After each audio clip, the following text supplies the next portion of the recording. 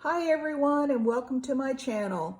This is Cheryl with Inked Pulp, and today I'll be sharing with you some great finds that I got yesterday at a couple of thrift and antique stores. Before I get started with that, let me just say this is my very first video on this channel. It's a brand new channel, so if you would please subscribe, I would be most appreciative. And if you enjoy this video, please hit the thumbs up and feel free to share it with others who you think might enjoy it. So that being said, let's get on with the haul. The first item, and this comes from a store that is one of my favorite stores in Hendersonville. They work solely on donations. It's a thrift store and they get really good items. I found lots of good things there. So the first item is this great panel. This is a curtain panel with this beautiful fabric, and I think today's tag will probably have something cut out from this fabric. It's absolutely gorgeous, and it's a huge curtain panel, so I've got lots of it. I especially like it because it's lined, so not only do I have the nice pattern the nice pattern fabric, but I also have this great lining fabric that I can use for stamping on, for, oh gosh, just about anything. So anyway, that was my first haul. And I have to tell you, this store, their prices are incredibly reasonable because I think they work all on donation. This whole panel was only $2, so I snatched it up right away. The next thing that I got in the sort of fabric realm was a bunch of lace. They always have some great lace there. This is the first one. It's a cream color, nice lace with little, see if I can get this up here a little bit, close up for you. It's a nice cream color lace, and it looks like, well, it's 2 yards of lace. So that was my first find. And then I got this. It's not quite as much, but it's got, I don't know if you can see it on camera, but it's actually got a little pink tinge to it. And it's a real pretty eyelet type lace. And then I got some ruffled laces, and I love this one. I do believe this one is vintage. I'm not sure. That eyelet lace might be vintage as well. But this is a real pretty ruffle lace, and it's one that will lay relatively flat, so I'm not going to have to cut the ruffling off of it. But I love the pattern. This would be pretty on a page, a side page in a journal, or gosh, anything. And then I got this ruffle lace, which actually I will probably cut the ruffle off the top so that it'll lay nice and flat, but it's just a nice cream color lace that can be used for any number of things in my journals. And then finally I got this other ruffled lace, see which side is the right side here, that has all these little flowers along the way. So I can cut out the flowers and use the flowers, or I can use the lace as a strip of lace. So lots of it there. That looks like at least 1 yard. And then I moved into the book section, and I found this really great book on, I don't know what I said at the top because it's torn off here, but Learn How, crochet, knitting, tatting, embroidery. And I bought the book because of all the great retro images in it. I mean, look at, you know, the girls in here. Also, if I want to learn how to crochet, I can pick up this book and learn how to crochet. But I really enjoyed, oh, let's see where they went. I loved the images that are available in this book. So that was the primary reason I got it. Here's another one, another retro image. Some patterns. Here's some more pretty ladies that I can use in my projects. I love this one. This is my favorite, I think, of all of them. A couple more, although those ladies are pretty cute too. So anyway, that was one of the things that I found in the book section. The last thing I got at this store is also from the book section, and it's the history of beads. And this really doesn't apply so much to my paper crafting, but I'm also a metalsmith and I make jewelry and I occasionally use beads. And so I was really fascinated by this book and all of the history that it contains on how beads came to be. I mean, look at that, isn't that gorgeous? And they go way back to, oh gosh, what's the time frame on this? It's like 1000 BC to, I don't remember the time frame, but it goes way, way, way back. And it shows all the different beads. I probably won't tear this up and use it. I will keep it more as a reference book, but I thought that's all beaded work, tiny little beads all sewn together. So some beautiful images and some history that I can read and learn about beads. So that was my first store. And then we went on to an antique mall. And I got a few things there. They didn't have as much as I had hoped, but the first thing I got was this beautiful little hand-embroidered doily or napkin or handkerchief or whatever it's supposed to be. But it's all embroidered by hand. You can see the stitching on the back and the knots, and it's a very pretty piece. And I have several of these in different styles from different shopping trips. And my goal is to scan them all and put them in my store as digital downloads. So watch for that. And I'll do a video on that when I get that ready. The next thing I found, and I just had to buy this. This is a tiny little notebook. I don't know, it looks like maybe 5 inches by 4. It's tiny and it's got 6 little rings in it, so it's a ring binder. And it's got all this great paper in it. And I thought, I almost didn't buy it. I picked it up and put it down and picked it up and put it down.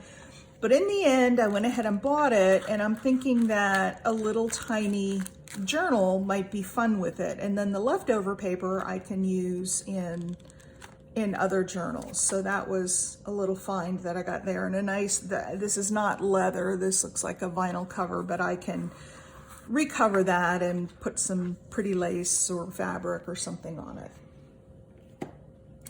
Then I hit a booth that had some great ephemera. And the first bit of ephemera that I got was from the Ford Motor Company. Now this particular letter doesn't have a date on it, but it's for a 1950 Ford, so I'm assuming it's 1950 or thereabouts. And this is just a letter to the customer that they were sending their title registration and license sticker. So just a fun letter there. And I do plan to scan all of my original ephemera and make an ephemera pack as well. In the same package, I got, it looks like a service record, and some little tags over here on the side. Again, all handwritten, and this says 1952, so I don't know if it's for the same, oh, it is for the same customer. So I don't know if this was after the purchase, but same time frame. And then the back is just yummy and grungy. And so when I scan this, I will scan both sides. And then finally, I don't know if I'll really use this, but it's just a little book on how to service your Ford and some information about Ford's service programs. So that came with it as well. And then I was really excited about this find. These are letter stationery from various hotels in New York. And this is the Arcade Hotel in Watertown, New York. And it's got handwriting front and back. This one is the Griffin House. All rooms steam heated, baths and etc. Boy, we've come a long way, haven't we? This is obviously from the 1920s because of the open date here. And funny they didn't write on the front of it, but it is written on the back. So you got that one. This is the page and annex. Again, from the 1920s. And again, written on the back, but not the front. This is pretty thick paper. And this is the Mizpah with some writing. And this one's kind of written landscape. More from the Mizpah. This is Syracuse, New York, and lots of, I love this writing. Love the tiny and blue, and this is the Rockabye song. And one more from the Mizpah. Again, some nice blue ink and some fun writing. So that little package was a good find. And again, I'll scan that and put that in my store. And that was it for ephemera type stuff. Then I found some books at the store. And this one is actually called The Flame of Hercules. And I didn't get it for the story. I got it because it's in pretty good shape. And I want to use this as an altered book. This is from 1955. And the pages are nice and sturdy. And they already have the roughed edge. And so I want to make this into an altered book journal. So that's why I got this one. It's a great size for that as well. And then I got this book, which is Growth in Reading, Book 2. And this one's from 1942. And again, it's not so much for the content as it is for the pages and for the fact that I could use this as a nice journal cover. It's nice and thick. It's not a skinny little book, so I can take the pages out of this and turn it into a journal. I don't know that there's anything in here other than using some of the book pages. I don't know, haven't looked at all of the images, but we'll see. Oh, that's kind of a fun one. So I got that book. And finally, this was my best find of the day. This is the book jacket, Hammond's Nature Atlas of America. And I absolutely love this book. It's got all sorts of great images on nature, different aspects of nature. Like the first one are rocks, minerals and rocks, which I probably won't use much of this, but some great images on different minerals and rocks that are found in North America. And then we get into trees, and the images are just so pretty, kind of muted colors, and so I definitely want to scan some of these. And you know, like this one right here is just gorgeous. And leaves and all sorts of fun things. So that's the next section. And then there's a wildflower section. And again, just really pretty images. And I want to make a digital out of these images as well. Oh, love that. So lots of wildflower images. Oh, look at that. Bluebell of Scotland. Now, a question I would have for you guys, if this is something you would buy, when I scan these, there is a picture. Okay, so we have 4 pictures on a spread. But then there's a little paragraph that talks about what the plant is. If I scan these, would you want the scan to include the paragraph of what the item is about, or just the picture? Please let me know in the comments below, because I can do it either way. And then birds, and oh man, there are some great birds in here. Look at that great blue heron. There's some really, really fun birds. There's a roadrunner. So if you've ever wanted to have a roadrunner in your journal, barn owl, mourning dove, pheasant. I mean, it just goes on and on. So look at that northern blue jay, isn't that pretty?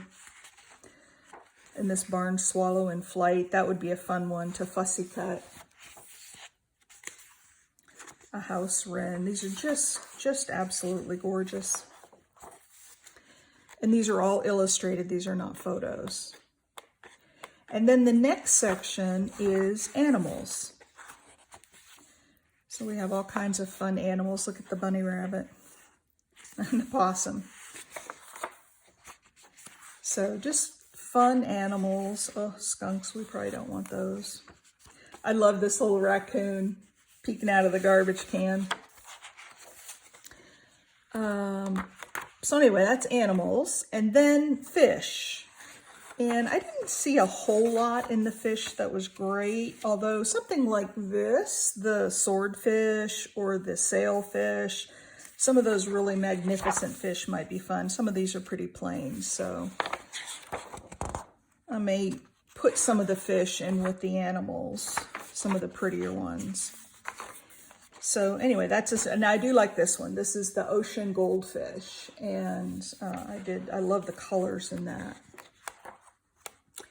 And then we have the amphibians and reptiles. And again, I don't know that I'll do a lot of these as far as scanning, unless somebody really wants them. But there's a lot of snakes in here and lizards, and there are some turtles that are kind of cute, but it's also a very small section.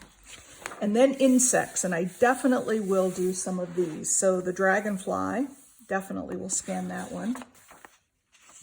Some of these maybe not, crickets and beetles and stuff I may not do, but look at the ladybug on the beautiful peach colored rose. And the firefly with his tail all lit up. So some of these I definitely will. And then there are lots of butterflies in the insect section. So I'll definitely look at the Luna moth. So there's moths in here. And now I will not include this in the digital kit, but I thought this was cute. When they showed the mosquito, they showed it on somebody's ear. And the housefly looks like he's getting ready to have a big old taste of that tomato soup. But there's some bees. This little bee's cute with the flower.